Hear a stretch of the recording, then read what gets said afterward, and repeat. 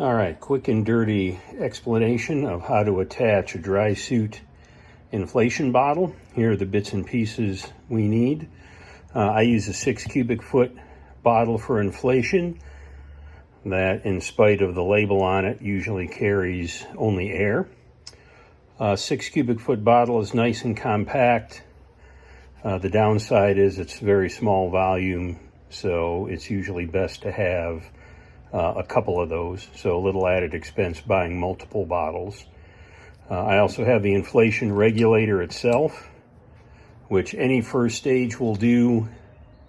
This happens to be a so-called dedicated Drysuit inflator regulator, which is really just code for the cheapest piston first stage you can find. It is important to have an OPV, overpressure valve, on the first stage, since there's no second stage attached to this. If the intermediate pressure creeps on the first stage and all you have is an inflation hose, it could rupture the hose, so you need the OPV. For attachment hardware, I just have about a foot of 2-inch webbing that was left over from re-rigging a back plate. I burned a hole in each end of it, and I got really fancy and actually put grommets on it. You can just melt holes in it and leave it at that if you want. A small bit of bungee to create a loop. And then to attach it to a back plate, I have, in dive terms, what they call an attachment screw, sometimes called a back plate attachment screw. This is what it looks like when it's assembled. It's very low profile. This is what it looks like when it's taken apart. There's a female side and a male side. You screw them together so it looks like this. And what we're going to do is we just fold the 2-inch webbing over into a loop and attach that to the side of the back plate, about midway up to your shoulder.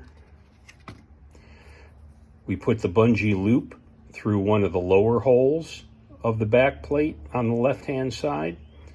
And then to mount the bottle, we put the bottom of the bottle will be upside down, so the bottom of the bottle will go up into the 2-inch webbing loop. The bungee loop will go around the valve, and then we attach the regulator. And that's all there is to it. So when it's all assembled, it looks something like this. Here's the 2-inch loop attached to the back plate using the attachment screw, or you could just use a short nut and bolt on that if you wanted. Down here at the bottom, have the bungee loop through the back plate and just looped around the valve of the cylinder. Regulator attached to the bottle with the inflator hose. So when I'm wearing my unit, the bottle sits on my left-hand side between the back plate and wing and myself. Very compact, out of the way. It looks like it would be bulky on the surface, but when I put it on, there's enough give in the strap and enough give in the bungee that my body actually pushes the bottle out of the way into a more comfortable position. So that is the way I rig my Drysuit inflation bottle when I'm using helium-based breathing gases.